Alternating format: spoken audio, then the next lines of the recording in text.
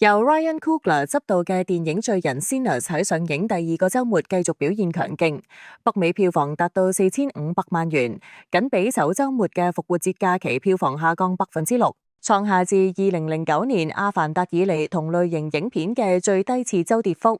全球累計票房目前已經達到1.616億美元。該片由 Michael B. Jordan 主演，融合咗恐怖、戲劇、動作同埋音樂元素，受到觀眾同埋評論界嘅高度評價。此外，罪人成功擊敗咗今個禮拜新上映嘅競爭對手，包括以2450萬票房排名第3嘅會計師2 The Accountant 2。而重新上映嘅《星球大戰西斯嘅復仇》Star Wars Revenge of the Sith 則以2520萬票房位居第2。罪人嘅成功為華納兄弟影業帶嚟咗又一大勝利，繼我嘅世界電影 A Minecraft Movie 之後，再次提振咗今年嘅票房市場。4月份嘅票房收入比舊年同期增長102%，年度票房亦比舊年增長超過10%。